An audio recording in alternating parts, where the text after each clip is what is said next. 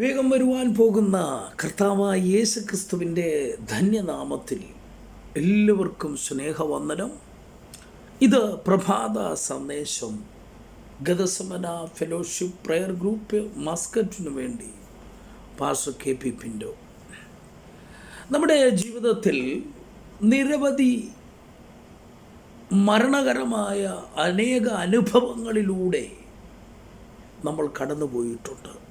വിവിധമാകുന്ന രോഗങ്ങൾ, അപകടങ്ങൾ, ശാരീരികവും മാനസികവുമായ നിരവധി സമ്മർദ്ദങ്ങൾ ഈ ആയുസ്സിൽ നാം നേരിടേണ്ടി വന്നിട്ടുണ്ട്.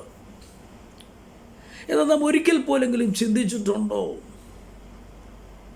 നമ്മുടെ കഴിവ് കൊണ്ടോ നമ്മുടെ മിടുക്കുകൊണ്ടോ ആണോ വീണ്ടും നമുക്ക് ജീവനോടെ ഈ ഭൂമിയിൽ ഇരിക്കുവാൻ ഭാഗ്യം ലഭിച്ചത്?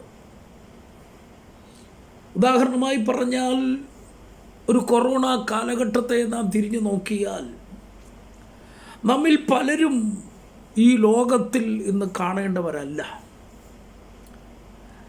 മറ്റൊരു വിധത്തിൽ പറഞ്ഞാൽ നമുക്ക് മണ്ണോട് മണ്ണ് ചേരേണ്ട സമയം കഴിഞ്ഞുപോയി. എന്നാൽ ദൈവം നമ്മുടെ ആയുസ്സിനെ നീട്ടിത്തന്ന് ദൈവം നമുക്കൊരു അവസരം കൂടെ, ഒരു മാസം കൂടെ ദൈവം നമുക്ക് തന്നിരിക്കുകയാണ്. അങ്ങനെയെങ്കിൽ രമ്യ പ്രവാചകനോട് ചേർന്ന് ഇന്ന് ഈ പ്രഭാതത്തിൽ നമുക്കിങ്ങനെ പറയുവാൻ കഴിയണം. 3-ാം അധ്യായം അതിൻ്റെ 22-ാം വാക്യത്തിൽ നാം മുടിഞ്ഞു പോകാതിരിക്കുന്നത് യഹോവയുടെ ദയയാകുന്നു, അവൻ്റെ കരുണ തീർന്നു പോയിട്ടില്ലല്ലോ.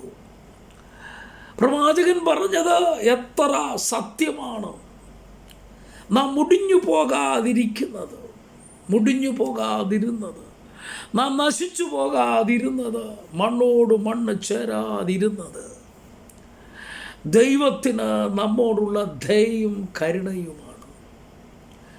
ഒരുപക്ഷേ നമ്മുടെ ജീവിതത്തിൽ പല മേഖലകളിലും നമ്മളത് മറന്നു പോകാറുണ്ട്. നല്ല സൗകര്യങ്ങൾ ലഭിക്കുമ്പോൾ, പണം ലഭിക്കുമ്പോൾ, അല്പമായ ശാരീരികമായ ആശ്വാസം ലഭിക്കുമ്പോൾ, സ്ഥാനമാനങ്ങൾ ലഭിക്കുമ്പോൾ പലപ്പോഴും നമ്മൾ ഇത് മറന്നു പോകാറുണ്ട്. എന്നാൽ പ്രവാചകൻ പറഞ്ഞത് എത്ര ശ്രേഷ്ഠമാണ്, എത്ര സത്യമാണ്.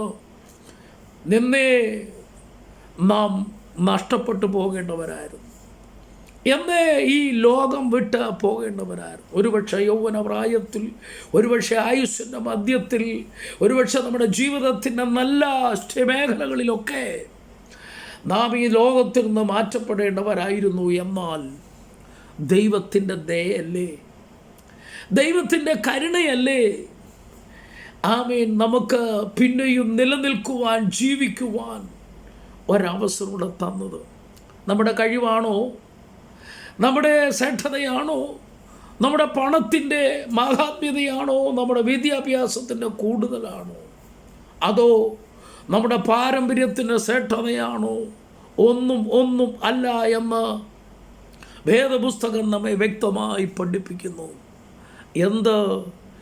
ദൈവത്തിൻ്റെ ദയയും ദൈവത്തിൻ്റെ കരുണയുമാണ് നമുക്ക് ഈ ആയുസ്സിൽ നിലനിൽക്കുവാൻ കഴിഞ്ഞത്. അല്ല, ഒന്നുകൂടെ എടുത്തു പറഞ്ഞാൽ, നമുക്ക് പിന്നെയും ജീവിക്കുവാനുള്ള അവസരം, ജീവിക്കുവാനുള്ള സാധ്യതകൾ ദൈവം നമുക്ക് തന്നത്.